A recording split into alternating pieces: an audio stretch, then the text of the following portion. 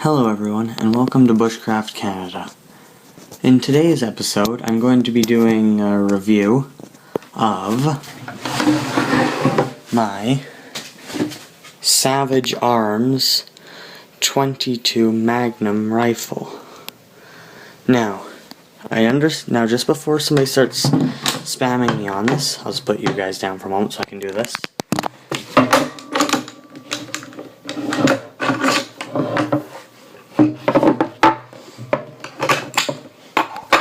Okay, before somebody starts complaining, and starts saying, well, what if it's loaded or something, I've just taken the bolt out of it and the magazine. This magazine is just a 5-rounder. I do plan on buying myself a 10-rounder sometime. And this bolt's just your average bolt action bolt. Move those off to the side. Now I'm going to be talking about the rifle now. The reason I got the rifle was because I was hunting small game quite a bit with my Savage Arms Bolt Action 22 long rifle, and sometimes it just wasn't packing enough punch or not flying far enough to touch those far out targets. Now don't get me wrong, I'm not trying to down talk a 22 long rifle. I think it's an amazing little cartridge with plenty of advantages, like hunting in the bush where nothing's really very far away, and plinking because its ammunition is so cheap. But the reason I got this thing was so I could reach out and because I like to go on big coyote hunts with my friends. So what we'll do is we'll pile into one of my friends' trucks or something, and we'll just drive down the roads hunting for skunks or coyotes. And now I got this one, so if I see a coyote, I can reach out a bit further to hit him than I can with a 22 long rifle. Also, well, I guess I also got this thing to pack a bit more, because it'll pack a bit more punch if say I'm hunting something a bit bigger, like a porcupine or something for food. And that's basically the reasons I bought this thing and traded in the long rifle version. However, might I just say something about this thing? If you're out there buying ammunition for a 22 Magnum, never ever buy the Winchester hollow points if it's a bolt action.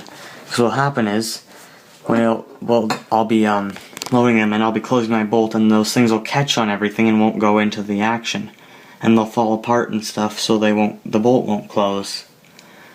And they aren't very accurate either, and hollow points are no good for hunting small game, so just avoid the Winchester hollow points, or else you'll be very sorry. Now I'll go more into the review of this rifle. The trigger on it is actually quite nice. It's got one of those triggers where you just push it back, and then after that it just takes a little bit to make it go off. I like the magazine release, because unlike some rifles where it's all sticky, you just push this thing forward, push it forward, and the magazine not forward. You pull it backwards. Yeah, you pull it backwards, and the magazine just falls right out of the rifle. The other thing I really like about this rifle is how smooth the action is in it. It's very nice and smooth, and very easy to work, and you don't get tired when you're out shooting for target practice. Also, one of the main reasons I like this rifle is because of how light it is. I think this rifle weighs like maybe, 4.5 pounds, much less than a lot of other rifles out there.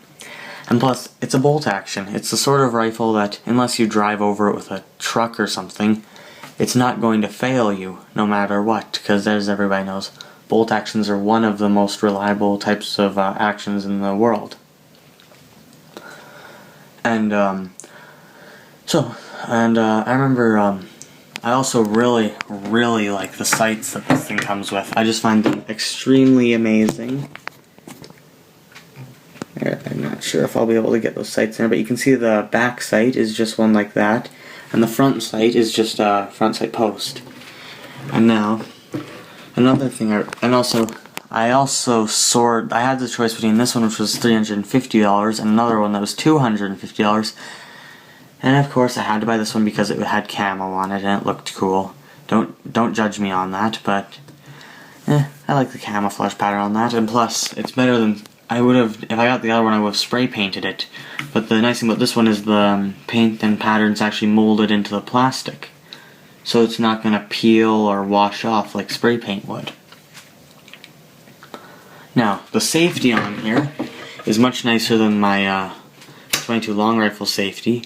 Because what I noticed on my 22 long rifle safety was that it got stuck quite a bit. So I'd be trying, like it would just get, like I remember it got stuck in between in between fire and safe. It got stuck in between there, which was very frustrating. I basically had to put it down and chisel it and whack at it with a small hammer until it would go forward again, which was very, very annoying.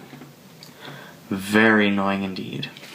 The sling on here isn't great, but however I can't really trash talk it because it has this nice rubber thing to help keep it from cutting into your shoulder. I might replace it with a better sling someday, but for now it's pretty good. And yeah, I like this one. It's quite accurate out to about 180 yards, possibly more than that. I haven't tried shooting any further than that with it. And all around, this is just a really great little handy rifle to keep in your vehicle in case you see a skunk or something on the side of the road, to go backpacking with, keeping a survival bag in the cockpit of your bush plane and stuff. Because if you go into the woods with this rifle, and you see something, and you shoot it, it's definitely going to drop as long as it's a smaller to medium-sized animal, and you're gonna have something to eat that night.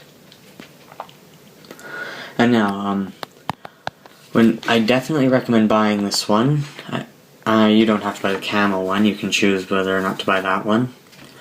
And see, because it's very nice, and I just definitely recommend it for anyone to go out and buy.